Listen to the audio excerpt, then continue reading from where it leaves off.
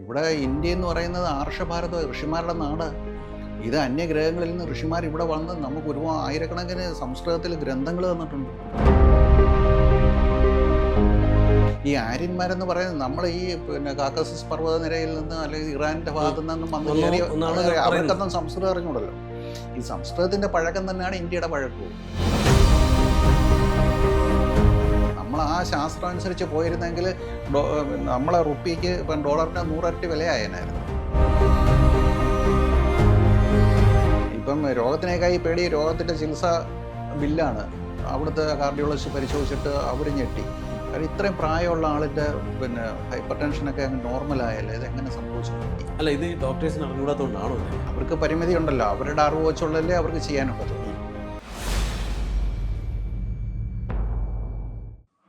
Doctor നമസ്കാരം. നമസ്കാരം. ഇപ്പോൾ നമ്മളിപ്പോൾ ആയുർവേദം പറയുമ്പോൾ എനിക്ക് 1-2 കാര്യങ്ങൾ ചോദിക്കാനുണ്ട്. കാര്യം നമ്മൾ ഇപ്പോൾ പെട്ടെന്നൊരു പനി വന്നു അല്ലെങ്കിൽ അത്തരത്തിലുള്ള അസുഖങ്ങൾ വരികയാണ്, പെട്ടെന്ന് ചികിത്സ കിട്ടേണ്ട കാര്യങ്ങൾ, അതുപോലെ തന്നെ ആക്സിഡൻറ്റ്, പെട്ടെന്ന് ഒരു എമർജൻസി, രക്തം വാർന്നു പോയി, ഇത്തരം കാര്യങ്ങളിൽ മോഡേൺ മെഡിസിൻ്റെ നമുക്ക് ആവശ്യമുള്ളതല്ലേ? തീർച്ചയായിട്ടും മോഡേൺ മെഡിസിന് നമുക്ക് വളരെ നേട്ടങ്ങൾ സംഭാവന ചെയ്തിട്ടുള്ള ശാസ്ത്രശാഖയാണ്. പക്ഷേ അത് ഏതിന് ഉപയോഗിക്കണമെന്ന് ജനങ്ങൾ അറിഞ്ഞിരിക്കണം.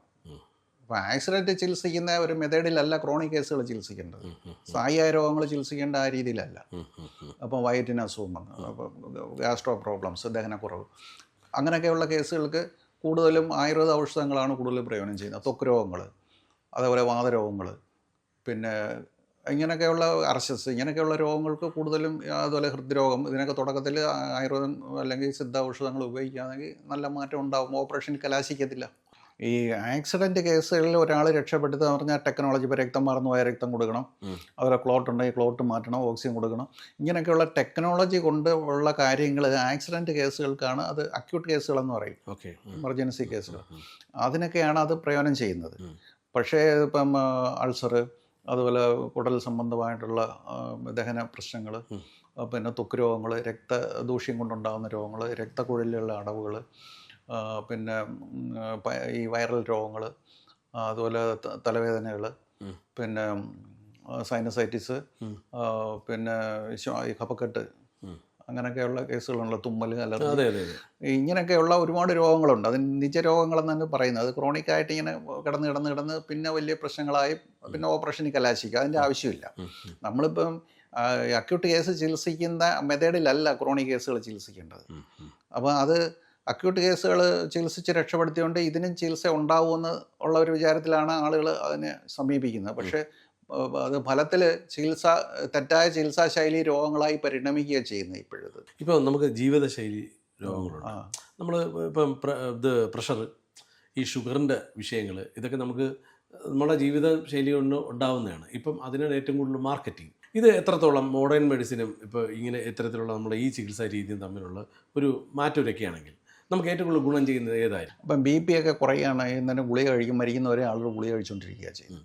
പക്ഷേ ഒരു ഹൃദ്രോഗി ഡൽഹിയിൽ നിന്ന് എൻ്റെ അടുക്ക വന്ന്, അദ്ദേഹത്തിന് ഹൈ ബി പി ഉണ്ടായിരുന്നു. ഒരു 9 മാസം ഹൃദ്രോഗത്തിന് മരുന്ന് കഴിച്ചപ്പോൾ അദ്ദേഹം അമേരിക്കയിലാണ്. അവിടുത്തെ കാർഡിയോളജിസ്റ്റ് പരിശോധിച്ചിട്ട് അവർ ഞെട്ടി. കാരണം ഇത്രയും പ്രായമുള്ള ആളിൻ്റെ ഹൈപ്പർ ടെൻഷനൊക്കെ അങ്ങ് നോർമലായല്ലേ, ഇതെങ്ങനെ സംഭവിച്ചെന്ന് ചോദിച്ചു. അത് കേരളത്തിൽ വന്ന് ഹാർട്ടിൻ്റെ അസുഖത്തിന് മരുന്ന് കഴിച്ച് അതുകൊണ്ട് സംഭവിച്ചതെന്ന് പറയും. അപ്പോൾ അവർ പറഞ്ഞത് ആ മെഡിസിൻസാണ് നിങ്ങൾക്ക് കൂടുതൽ യോജിക്കുന്നത്, അത് തന്നെ കണ്ടിന്യൂ ചെയ്താൽ മതി എന്ന് പറയും.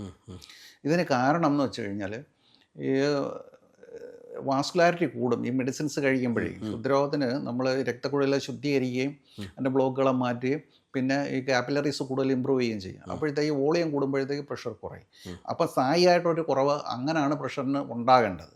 അല്ലാതെ നമ്മളൊരു കെമിക്കൽ ഉപയോഗിച്ച് താൽക്കാലികമായിട്ട് പ്രഷർ കുറച്ച് നിർത്തിയാൽ അത് കിഡ്നിക്കും തലച്ചോറിനും ഹൃദയത്തിനും ഒക്കെ പ്രശ്നങ്ങൾ ഉണ്ടാക്കും. അതായത് അത്തരം മരുന്നുകൾ കഴിച്ചാൽ വീണ്ടും നമ്മൾ കിഡ്നിയാണ് ബാധിക്കുന്നത്. കിഡ്നിയിൽ തലച്ചോറും കിഡ്നി എല്ലാത്തിനെയും ബാധിക്കും. അത് മൂന്ന് പ്രധാനപ്പെട്ട മർമ്മഭാഗങ്ങളാണ് തലച്ചോറ്, ഹൃദയം, കിഡ്നി. അല്ല, ഇത് ഡോക്ടേഴ്സിന് അറിഞ്ഞുകൂടാത്തതുകൊണ്ടാണോ ഇതൊക്കെ? അത് ഒരു ശാസ്ത്രശാഖയ്ക്ക് ആ ഒരു ശാസ്ത്രശാഖയെ പറ്റിയല്ലേ അറിയാവൂ, മറ്റുള്ളതിനെ പറ്റി അറിഞ്ഞൂടല്ലോ. ഇപ്പം 2+1 3 പറയുന്നത്. അപ്പം 1+1+1 അത് 3 അല്ലേ? അപ്പോൾ 2+1 മാത്രമേ 3 ആകത്തോളം ഒരാൾ ശഠിച്ചാൽ എന്ത് ചെയ്യും?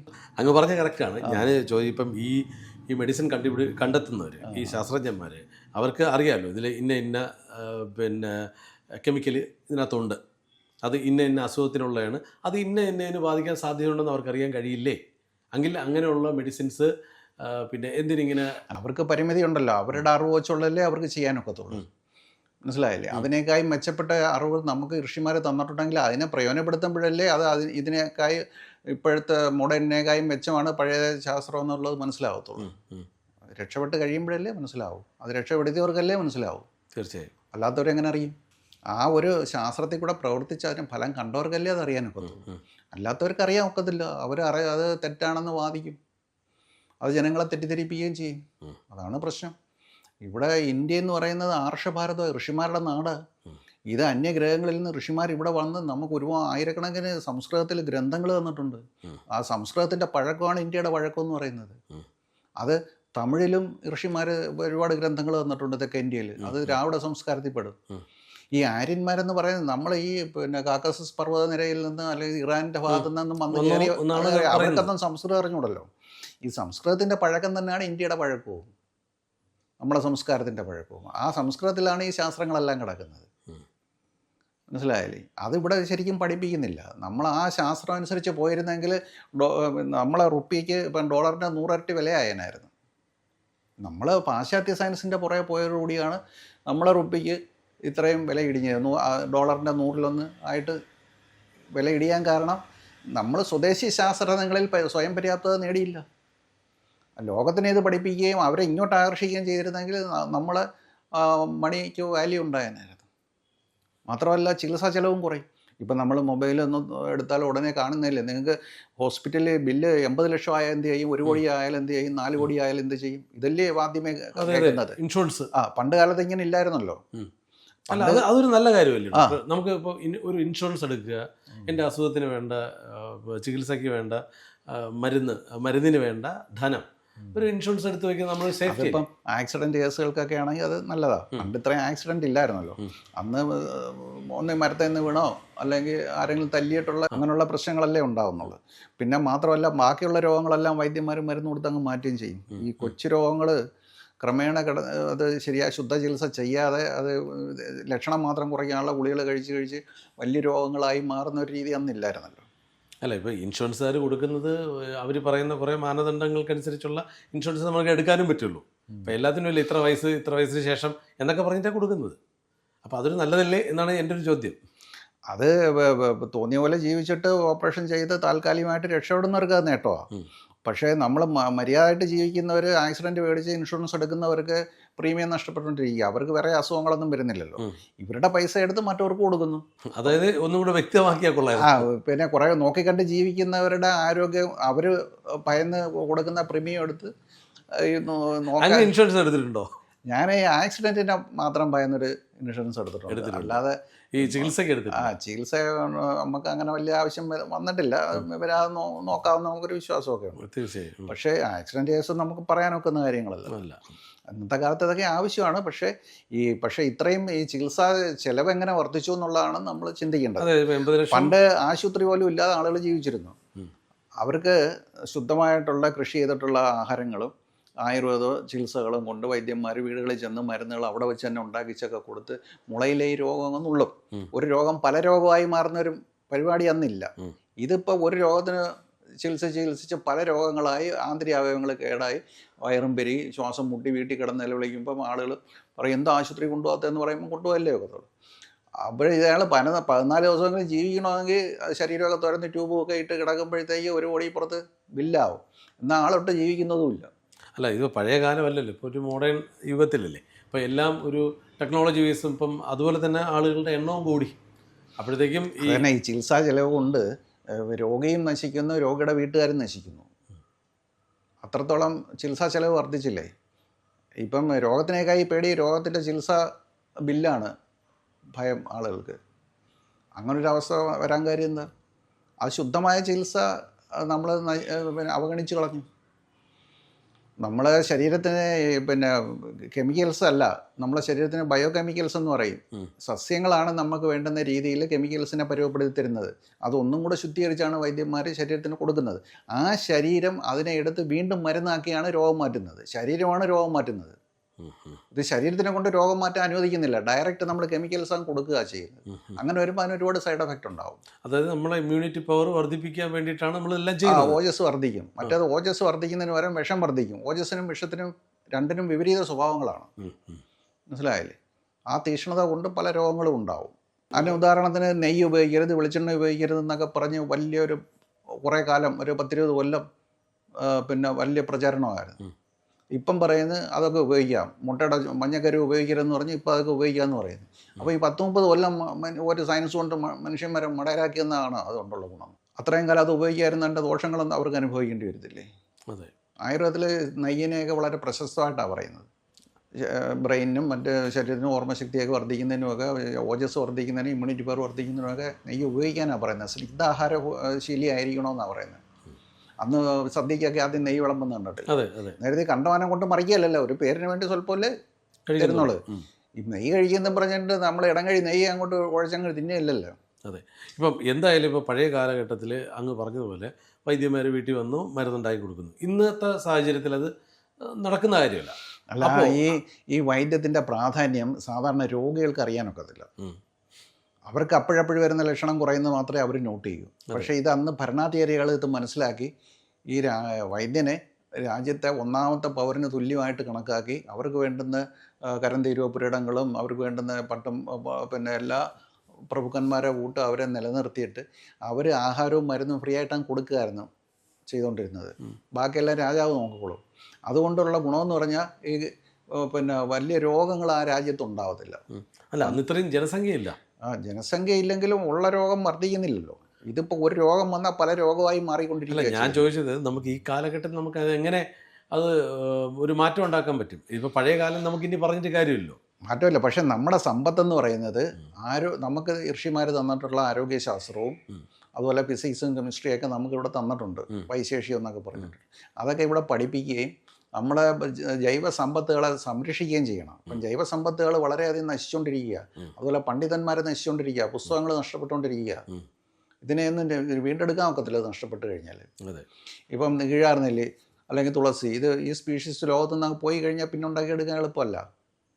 മനസ്സിലായില്ലേ? ഇതിനെ അവഗണിച്ച് നമ്മുടെ യഥാർത്ഥ സമ്പത്തെന്ന് പറയുന്നത് യഥാർത്ഥത്തിൽ നമ്മളെ ആരോഗ്യശാസ്ത്രം തന്നെയാണ് നമ്മളെ രാജ്യത്തിൻ്റെ സമ്പത്തെന്ന് പറയുന്നത്. മറ്റ് രാജ്യങ്ങളെ അപേക്ഷിച്ച് നമുക്ക് സിദ്ധ ചികിത്സ, ആയുർവേദ ചികിത്സ മുതലായിട്ടുള്ള വലിയ സമ്പത്തുണ്ട്. അതുപോലെ ജൈവ വൈവിധ്യങ്ങളുണ്ട്. അത് കെമിക്കൽസിനെയും ശുദ്ധി ചെയ്ത് ലോകത്തിനെയൊക്കെ ശുദ്ധി ചെയ്ത് ഇത് വളരെ നാനോ ടെക്നോളജി ആയിട്ട് നമുക്ക് അന്യഗ്രഹങ്ങളിൽ നിന്ന് നമുക്ക് സംഭാവന ചെയ്ത് കിട്ടിയതാണ്. അതിവിടെ പഠിപ്പിക്കുന്ന ഒരു രീതി നളന്തയിലും തക്ഷശിലയിലൊക്കെ ഉണ്ടായിരുന്നു. ഇപ്പോൾ 15,000 വർഷമാണ് നമുക്ക് നഷ്ടപ്പെട്ടത്.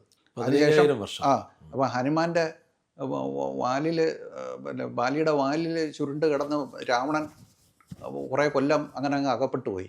അതേപോലെയാണ് നമ്മളിപ്പോൾ സാഹിബിൻ്റെ വാലിൽ അകപ്പെട്ട് രാവണൻ നമ്മളെ കൊണ്ട് ഇങ്ങനെ